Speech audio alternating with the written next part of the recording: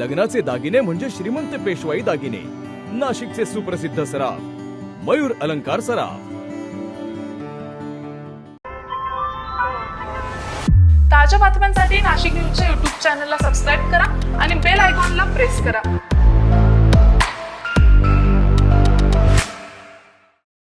सुप्रसिद्ध कीर्तनकार इंदोरीकर महाराज यांच्या मुलीचा आज शाही विवाह सोहळा पार पडलाय. तर या सोहळ्याला मुख्यमंत्री देवेंद्र फडणवीस यांनी हजेरी लावत नवदाम्पत्याला शुभेच्छा दिल्या.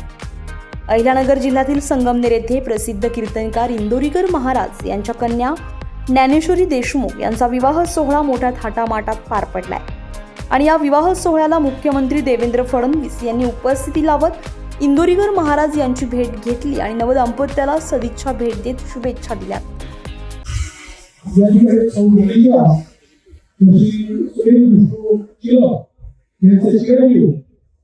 चिरंजीव साहेब यांच्यासोबत आज त्या ठिकाणी नुकतंच 4 वाजता एक ध्वजारोहणाचा कार्यक्रम देखील झालेला आहे. परमपूजनीय स्वामीजी गगनगिरी महाराज यांचा सप्ताह देखील या ठिकाणी होणार आहे.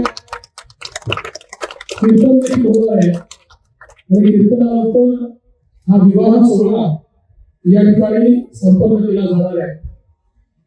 मला अतिशय आनंद आहे की आम्ही सगळे या सोहळ्यामध्ये या ठिकाणी उपस्थित आहोत.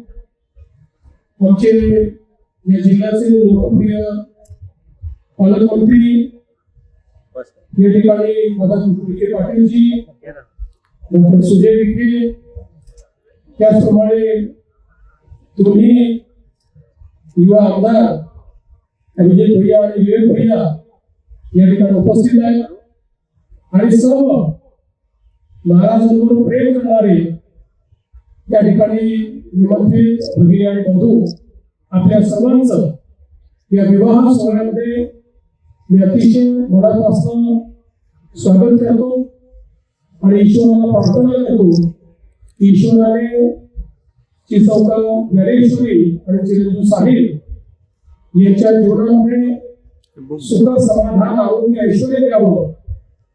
ज्या प्रकारे इंदोरीकर महाराजांनी समाजामध्ये लोकजागरणाच्या माध्यमातून एक सशक्त अशा प्रकारचा समाज तयार केला आणि समाजाला एक दिशा देण्याचं काम केलं. त्याच पद्धतीनं तोच आनंद हा या मुलांच्या जीवनात यावा अशा पद्धतीनं ईश्वराला प्रार्थना करतो आणि बाबांच्या वतीने आलेल्या सर्व या ठिकाणी पाहुण्यांचं मी मनपूर्वक स्वागत करतो. सर्वांना खूप खूप शुभेच्छा देतो आणि आता आपण सगळे विवाह सोहळ्याची वाट बघूया. पण मी लवकर जाणार आहे कारण मला संभाजीनगरला पोहोचायचं आहे आणि माझा विमान पण वेळ तुटलं पाहिजे.